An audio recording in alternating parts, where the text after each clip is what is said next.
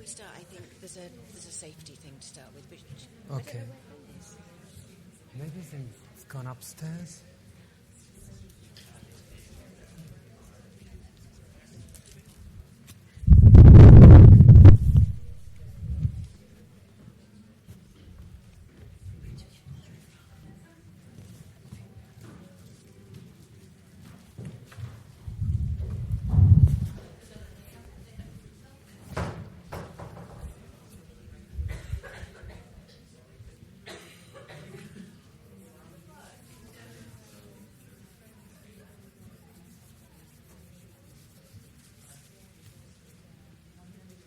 Welcome to the Rootstein Hopkins space at London College of Fashion. Can I remind you to... Hello and welcome to the Rootstein Hopkins space at London College of Fashion. Can I remind you to please keep all the exits and stairways clear and turn off your mobile phone. Toilets can be found in the corridor to the right of this room. We are not expecting a fire alarm test tonight, so if you do hear an alarm, please make your way to the nearest exit and down the main stairs. Once downstairs, please leave the building completely, as there is a dispersal policy, which means you should move across the road to safety. Thank you. Good evening. Welcome to London College of Fashion, and welcome to this event that's been organised by the Centre for Fashion Curation. My name's Amy Delahaye. I'm Joint Director with Judith Clark for the Centre. And we've just started introducing a new series where when we get a PhD student complete, they give a lecture and they can give it to their friends and their family and peers and the people who have helped them, and we have drinks afterwards. So it's also in my capacity as Director of Studies for Matteo with Dr. Jeffrey Horsley, who's here, and Donatella Barbieri, who couldn't be here this evening because she'd got a family event. We work very closely with Matteo. I had a full set of students and said I couldn't take on any more. And he said, but you know I won't be a lot of trouble. And he wasn't a lot of trouble. Very organised, very meticulous. So his full PhD title, and I had to write it down because it's not, I couldn't remember it.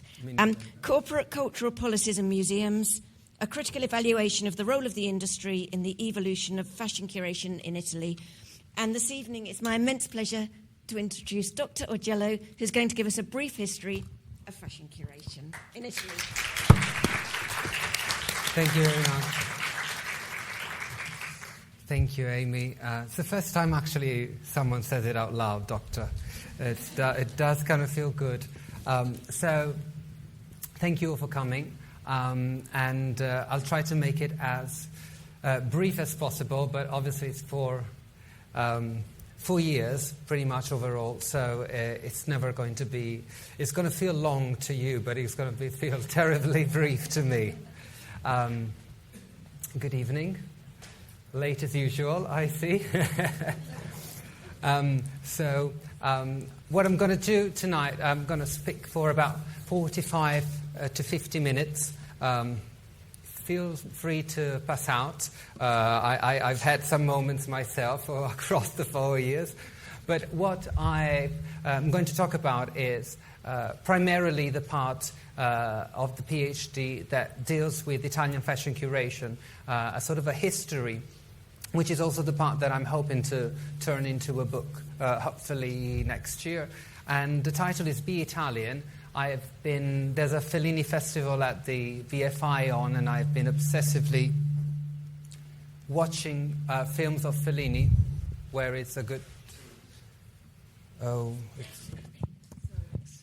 and this is the title of a song from the musical Nine, which is inspired by Otto e Mezzo by Fellini. And I really, apart from liking the song, and it's sung by a prostitute, so I totally relate to the character.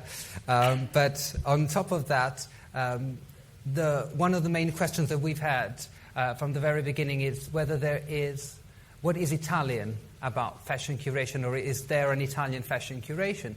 And this is a question that could also be asked in terms of Italian fashion itself. And I would like to start with this one painting that you are familiar with, I suspect, because whenever you sort of talk about Italy, the Renaissance keeps coming to mind, and it's one of the most important eras in Italian history that has been used time and time again for the purpose of developing national identity. And I know that the first thing that comes to mind when you see this painting behind me is that I look very much like a Botticelli painting, and I know that that's true, but unfortunately I can't talk about that at large today. What I can say is that there have been many designers from early couturier like Rosa Genoni to Pucci and to Dolce & Gabbana who have used this painting in prints or for inspiration of embroidery. And in a sense, when Italian fashion was established, Valerie Steele was here a few months ago, and she talked about the connection between fashion and Paris. And in a way, fashion is Parisian. To start with, there is a myth that the French have developed around it. So what are the myths that Italians have looked at? And I've actually found that, apart from the fact that Florence is Renaissance, and it was used as a marketing tool in a way, the connection with the Renaissance. In a way, Italian fashion had to be Italian before it was fashionable, or that was the distinctive aspect. So they really dig down into this element. And one of the associations with the Renaissance is that with patrons and the Medici and the support of the arts by money, we can say.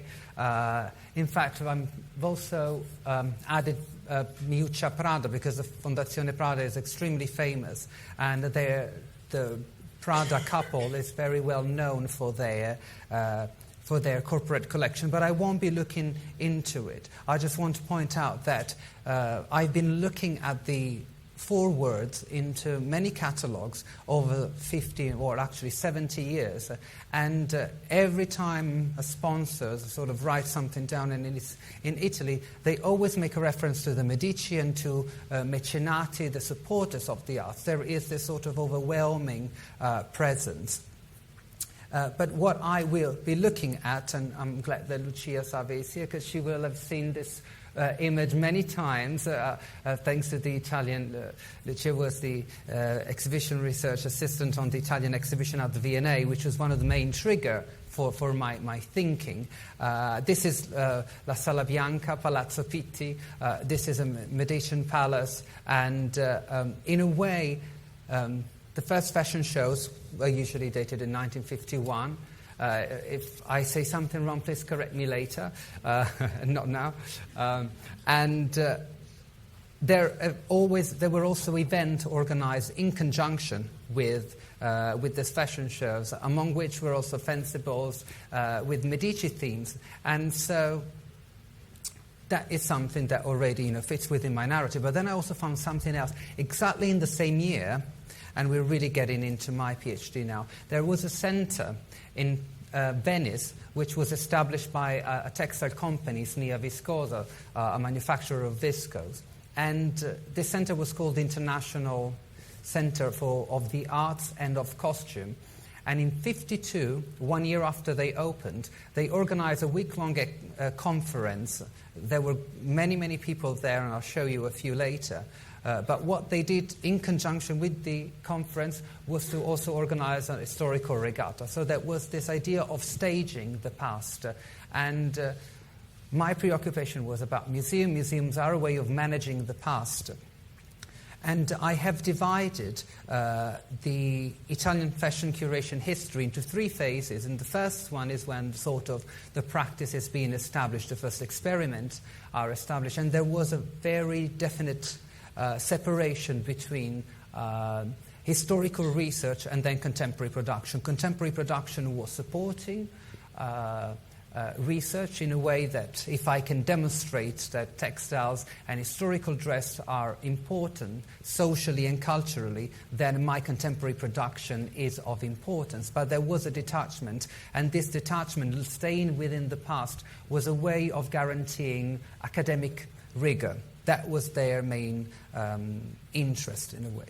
And then we will see that as we move closer to our time, the agency of companies, of industry association, but also of individual companies, will lead curatorial practices to very specific narratives. And I believe that this is one of the traits of Italian fashion curation. So I will start by showing you 4 pictures of the first exhibition organized by that center. It was at Palazzo Grassi, which still now is fashion owned and about art. And it's a great palace on the Canal Grande. But they organized one exhibition. You can see to the left-hand side 2 images. It was historical dress. The title of the exhibition said that we were looking at costume history, I should say, from ancient Greece to Romanticism. So really it was like, this is how much we're going to study. And they also created an exhibition within an exhibition dedicated to art books on costumes. So they were establishing a working library for researchers to come, and it was really great investment of resources that SNIA Viscosa did. And this was intended as truly an international center. It wasn't just in the name. In that conference of 1952 had very important names. So the president was James Lava, keeper of prints and drawings and paintings at the V&A. François Boucher, honorary curator of Musée Carnavalet, was there. Doris Langley Moore was a speaker. So from fashion, from the history of fashion studies, this is like Woodstock, pretty much. That's really the impact that I had when I discovered all these speakers. And the proceedings were published in their original language, and I was struck, first of all, tiny anecdote, Doris Langley Moore, that everybody associates with the Museum of Bath, her affiliation was director of the Museum of Costume of London, and she spoke about the need to establish museums about textiles and costumes. That was a whole session.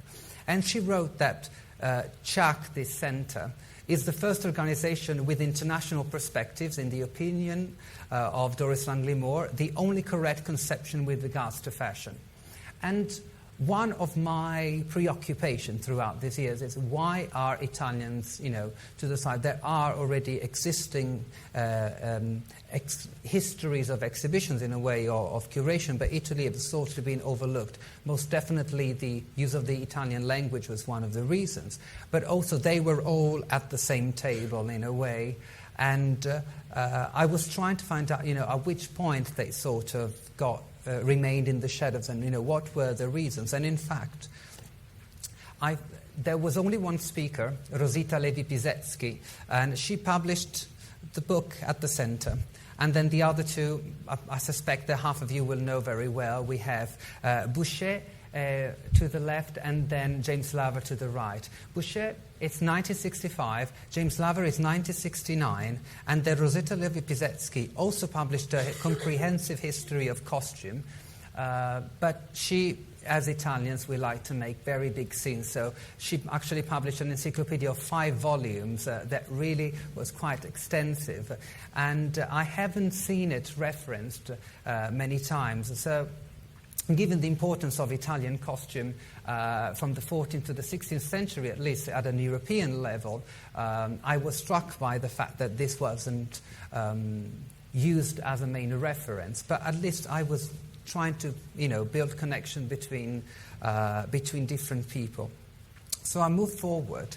The center continued to operate on historical costume and textiles until the son of the founder became the director of the center, Paolo Marinotti. So as usual, parents have one interest and then the kids have other interests. So the son decided to look at contemporary art.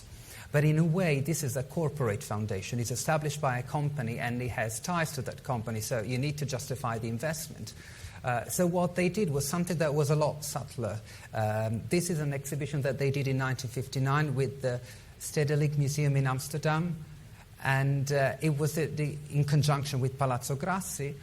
All of contemporary art. Carlo Scarpa, the architect, like another big name, did the installation. The textiles were used for the installation as well as by certain artists for their artworks. So in a way we are moving away from history, and there is a present ties, or ties exist within the present time.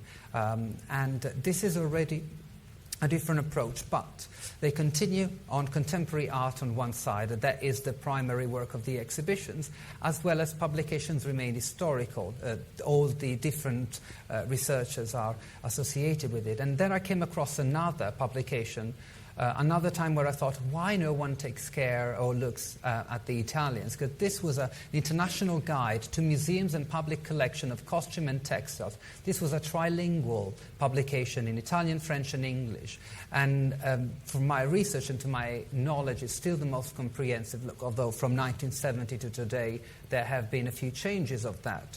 But I have found it referenced only in 3 publications. So even then, I think, why hasn't a source hasn't this source been used more? There are probably a lot of reasons that I will have to discover on the side. I didn't have time back then. But we sort of close this section, this era of Italian fashion curation, with a separation still of study of history of textile and costume, then companies supporting one main foundation, this CHAC, and also you had a lot of collection in local museums or institutions, the superintendencies. But what happened in the 1970s is that scholars, with the need to actually found a shared practice, because the study of textiles, at least in Italy, and of dress, really needed common ground to be developed. They decided to get together in 1978 and develop an association, and again, another very long title, Italian Center for the Study of the History of Textiles, CIST, as I will speak. And this is an extract from the statute, which was signed on the 5th of April 1978.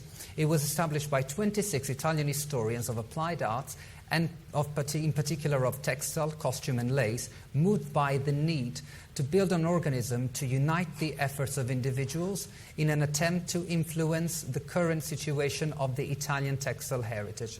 So they used heritage, or I believe that heritage was the ideal translation in this case, and what they did, together with developing their practice as a group of peers, they also wanted to work together with the government, trying to get fundings, worked as a cohesive team to get money from the Italian brands. And at this time, this is when Italy was about to become a massive player, Italian industry, with the luxury pret-a-porter 2 years after it's the establishment of the Made in Italy label. And so now what you'll see is that in order to create the synergy, there will be a move towards contemporary fashion, or the presence of historical and contemporary fashion together. And I use the word fashion instead of dress, specifically because companies wanted to be associated as a present industry of fashion rather than dress, or costume was the ideal term. And this association, by the way, was built on the model of the CETA, which is the French association for the study of ancient textiles. And 2 exhibitions sort of set the ground. One was in 1979 at Palazzo Pitti. Kirsten Ash and Green Piacenti was the director of the Museum of Porcelain at the time, and they gathered the textile and dress artifact in a way to test the ground of whether there was a possibility of creating a museum. And Palazzo Pitti includes a variety of museums. So it was also very feasible from an organizational perspective to create a subsection which would be the Gallery of Costume, established in 4 years, because this had a lot of access. It was called Curiosity of a Palace, episodes from the wardrobes of Palazzo Pitti. It's a very dainty title for the time, but I particularly like the installation. Sorrentino would have been very happy to see all these popes walking in at one direction. We just need, small nuns smoking on the side, and it's a contemporary film. And then, the director of this museum, who then was the director of the Gallery of Costume, established in 1983, was also the president of the association. And so the Pitti became, in a way, the center, the working center of the association. But then in Milan, as usual, that's fractions and rivalries, we should say, in very nice terms, between different cities. And in Milan, Museo Pol di Pizzoli, which is a house museum, it created an exhibition in 1980. And the title is even longer, I have to read it. It's called actually 1922-1943, 20 Years of Italian Fashion, Proposal for a Museum of Fashion in Milan. Literally, that is the whole title. We're very generous. Words are free, so why not use them?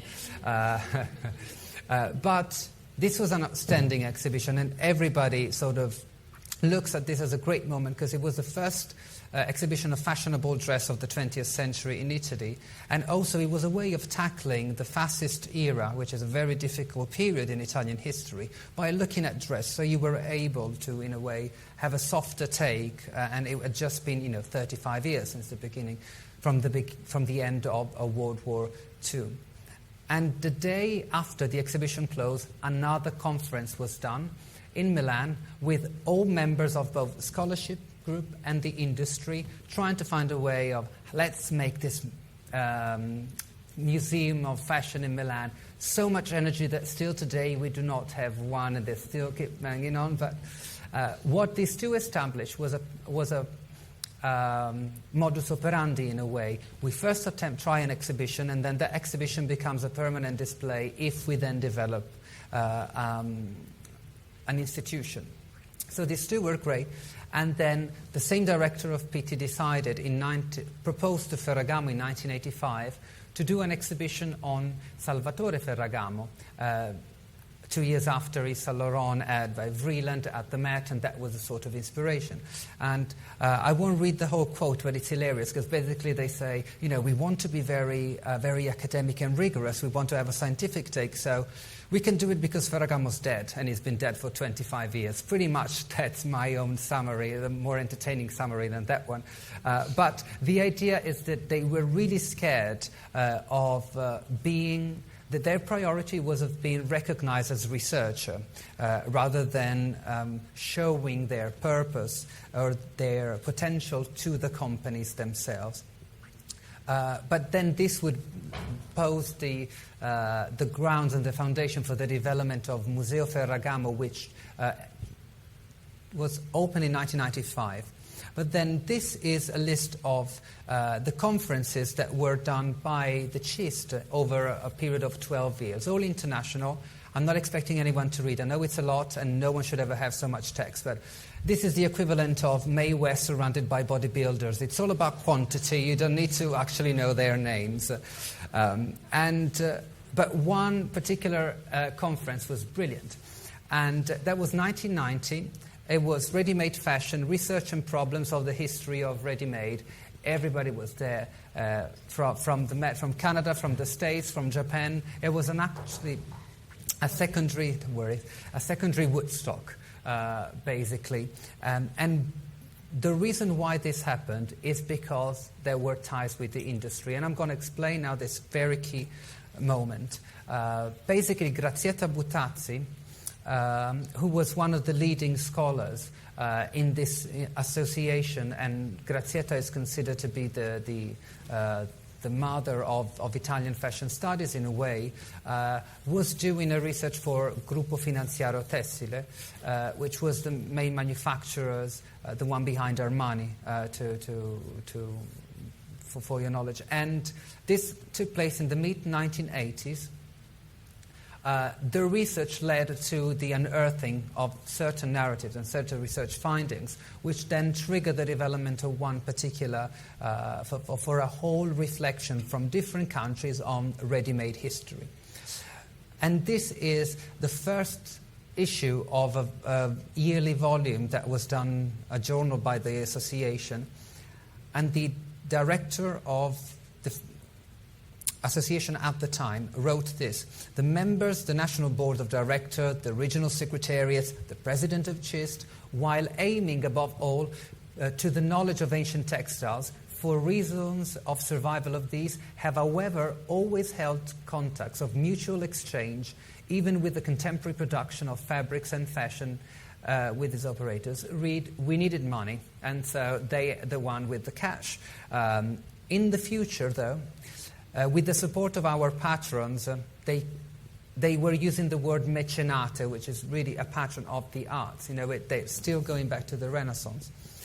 We would like to start some targeted research. Basically, there is a much stronger exchange of forces. It's not just getting the money and doing something that's about fashion. It's let's work together to find what you want to know. I'm bringing you my skills, and also the companies at the archives. In Italy, there is also the problem of not having a very large national institutions who then collects fashion.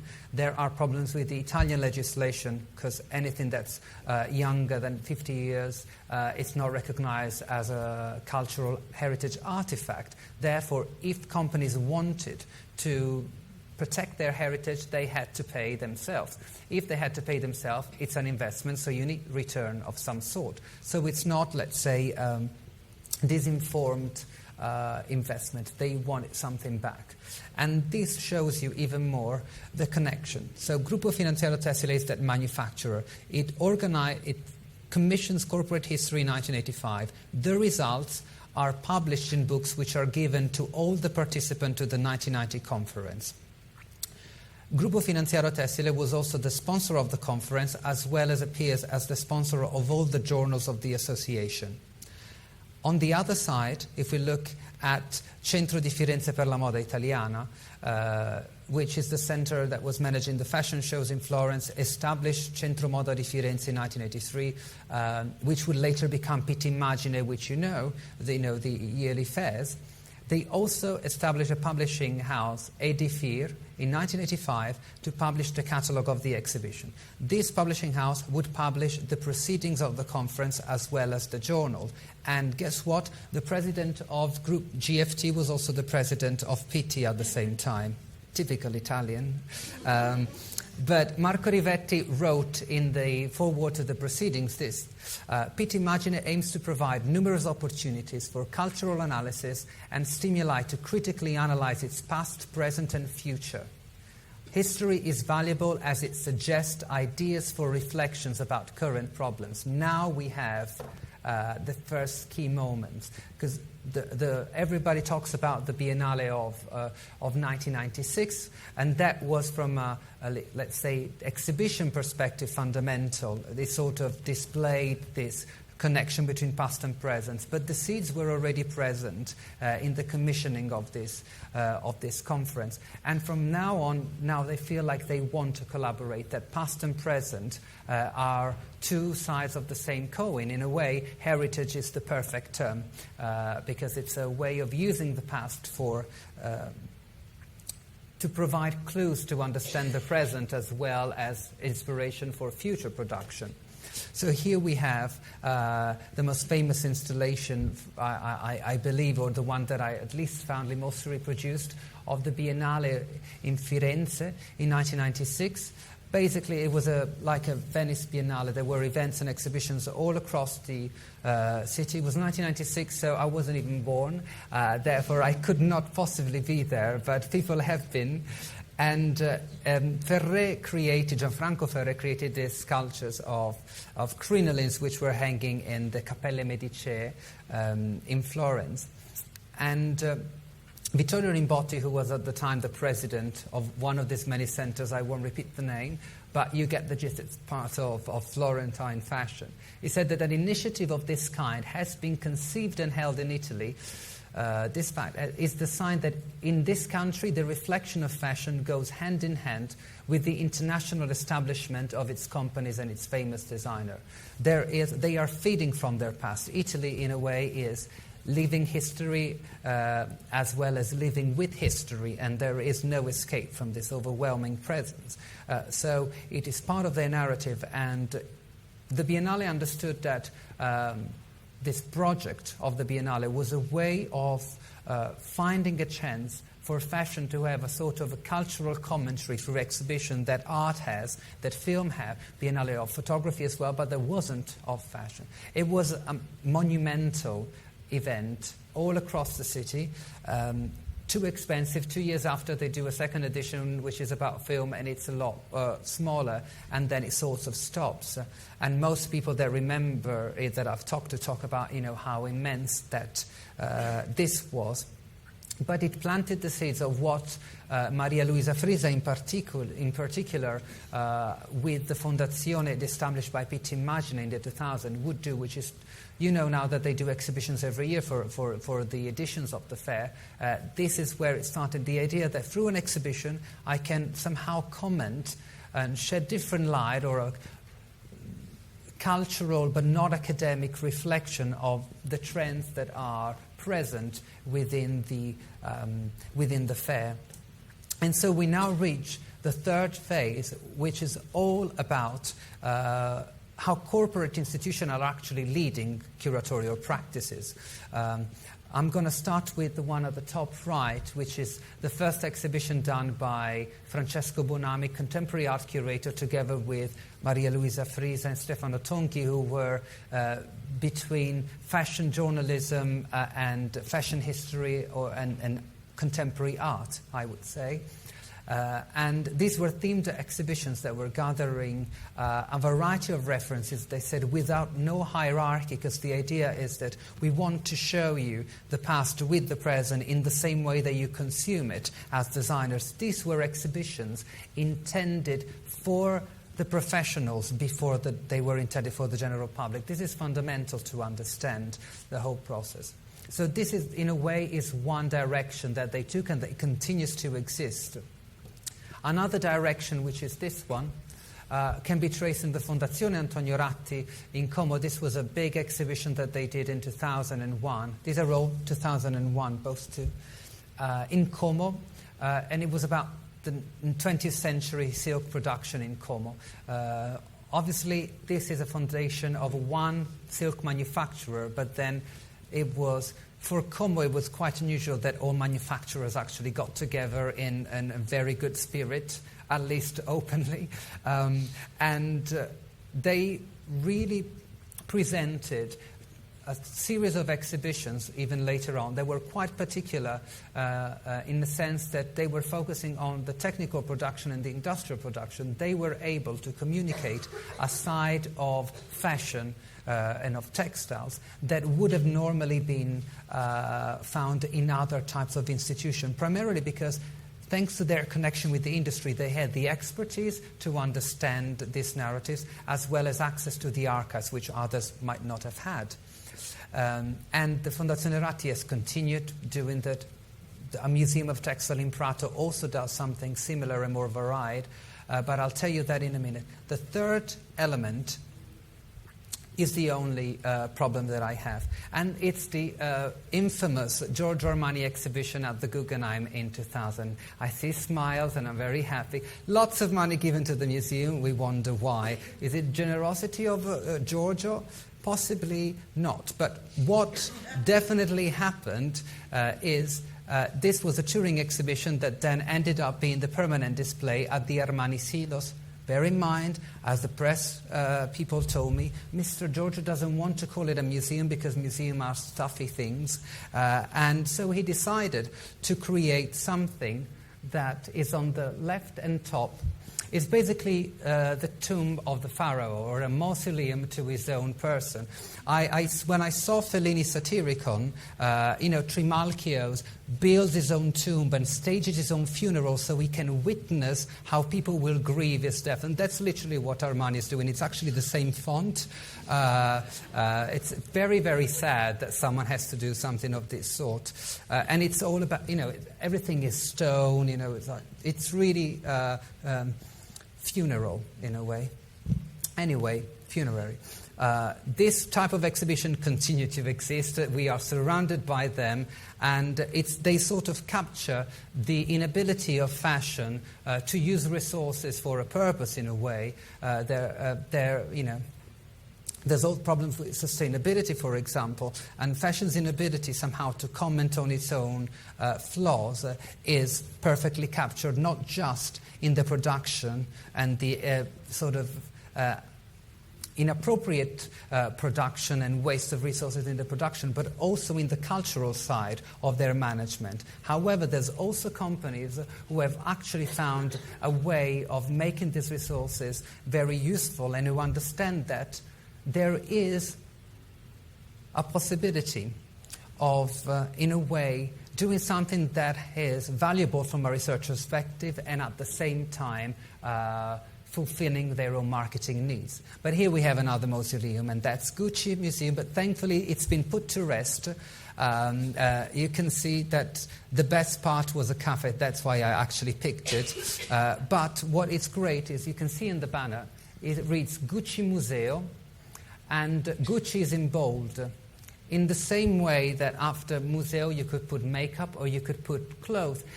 This is a brand extension. These are all brand extensions. You need to understand that. And so they are curated, we can say, in the same way that one would design. So Frida Giannini was a stale designer at the time, and also the museum was. But thankfully it was closed.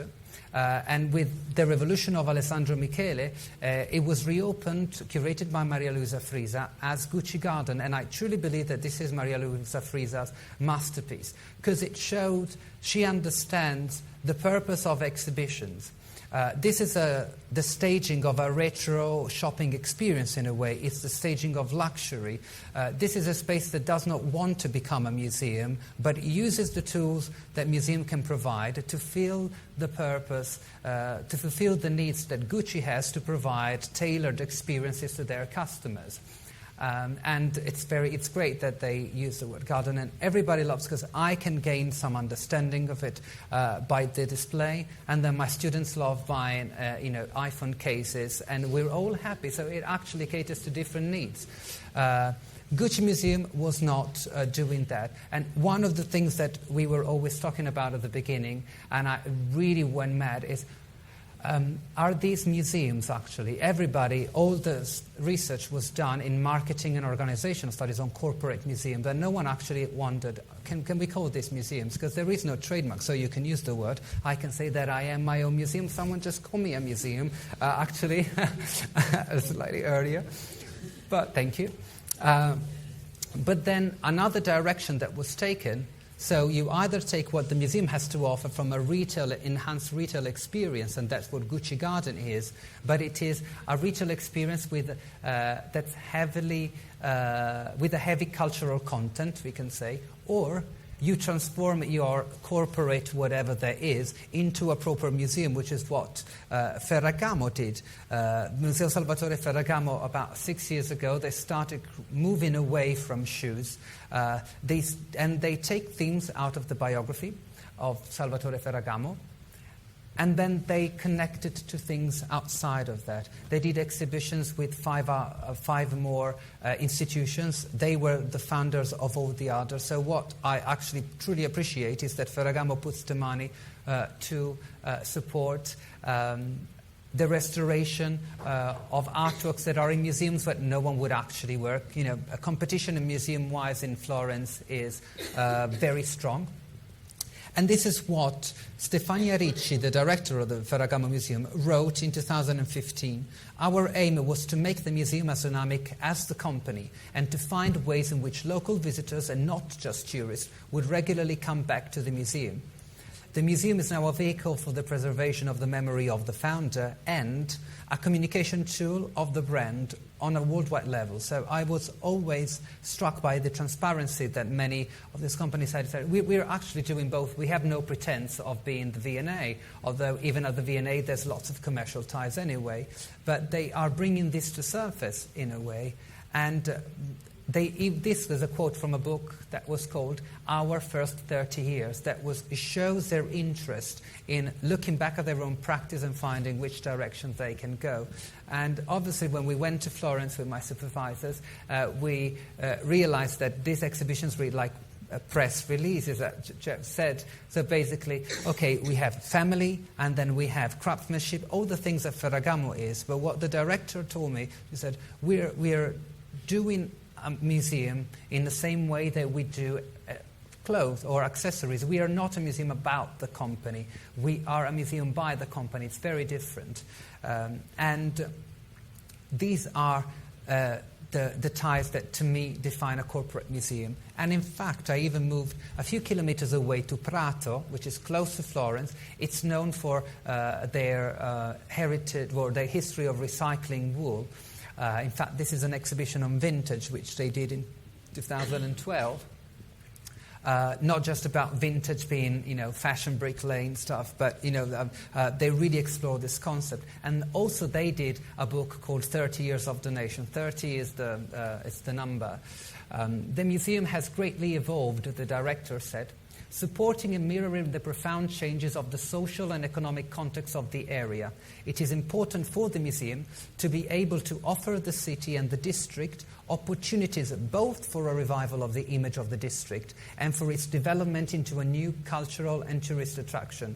Like, we're all part of the same ecosystem, and we'll die if they die. So we are actually, the director said, we are the cultural interface of the district. We provide reflections. We tell them where they have been so that they can move away. And in fact, this is not a corporate museum. It was established as part of the school that was training young textile professionals. But then all the shareholders are members of the industry and the banks. And they even have a collecting policy. Twice a year with Prato Expo, the curators select bits from... bits, that's not a very museum term. They select samples of textile that will go into their collections. This becomes the corporate museum of the whole district, and they work in tandem. And something similar even happened with the Galleria del Costume, the Gallery of Costume in Pitti, because 3 years ago they changed their name to a much sexier Museum of Fashion and Costume. Fashion was not there. It shows the interest of a museum following the industry and mirroring the changes of society. In fact, it was a consequence of a 3-year agreement where Pitti would actually fund exhibition, the first exhibition was curated by Olivier Saillard, ex-director of Palais Galliera. I could go on about why did they pick a non-Italian for Italian, and trust me, that was a big problem.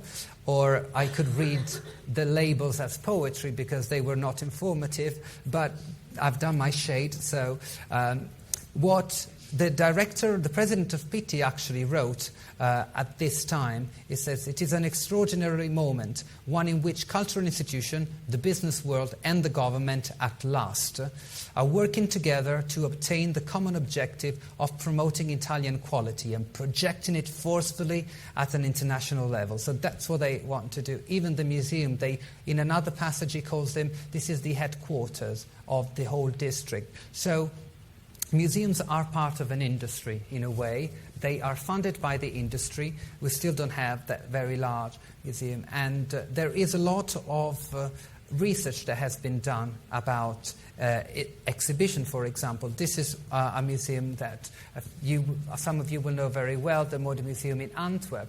But for example, I have not studied this, I was only looking at Italy. But if you think of Antwerp, if you think of the role that this museum has in maintaining the heritage of the district, this is a museum that does great exhibition and is known for being innovative, but this innovative character is the same character that exists in the school and in Belgian fashion. So in a way, the ties between all of these systems are still the same. So there are a lot of books that are coming up now about the history of displays, and what I was primarily interested in looking at museum as institution, museums are not just exhibitions, it's a lot more than that. It's all about ties and commercial ties. And in fact, we cannot expect, 5 more minutes, we cannot expect to dissolve these ties. But it's about being transparent and understanding that if I go to the V&A, I'm still going to find those, but perhaps they are not being written on the labels. So I'm actually suggesting that we should review what these museums are. And in fact, why do companies use museums? Museums have been developed, we can say, in the 19th century greatly. They're very colonial tools. They were greatly used for the development and the management of national identity. And that's why they are used by companies. Companies needed tools that would permit them to manage their own past in as heritage. So basically, heritage is never neutral, is a way of using the past to give a very specific narrative on what the present is. So I wish I were as provoking as the Carters in Apeshit. And if you haven't seen this video, you should. But in a way, museums are changing. They're greatly changing. They need to survive in different ways. I am not posing in front of the Venus of Milo suggesting that my body hasn't been recorded in art as Beyoncé had done so beautifully. But at the same time, I want to show this type of museum, so in that there is the bedside, which is the Armani, just so I can say one more time. But there are also some others that are actually proposing new ways of managing corporate needs and research needs, and they can go hand in hand. I spent 4 years trying to come up with one definition of corporate museum. My dad actually said, so 4 years and all that money just for that one last page. And now the ICOM, the International Council of Museums, decided to change that definition. So I haven't even included it, and it's a mouthful anyway. But I thought I'd close with a personal note. So at the very beginning, I was really an intellectual, an academic adolescent. You know, I was quite visceral in my feelings. There was one particular curator that I hated, and everybody knows, shall be unnamed.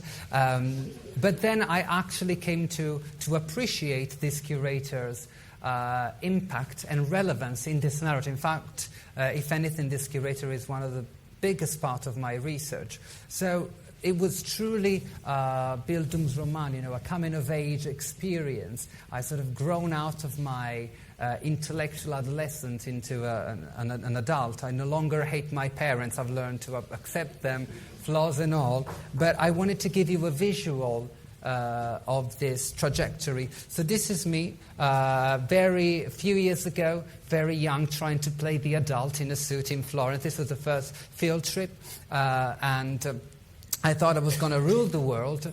And then 1 week after, I actually discussed my thesis, the Viva, which was a bloodbath, but I'm here and I'm standing. I actually managed to look at myself in a mirror and realize how much I've changed. And this is how much I have changed. So LCF will not want me to say that there are downsides to doing a PhD, but this is a warning. You might end up looking like this. I consider it glamorous. Some people don't. But anyway, this is in a sort of nutshell what I have done for the past 4 years. So thank you very much for listening.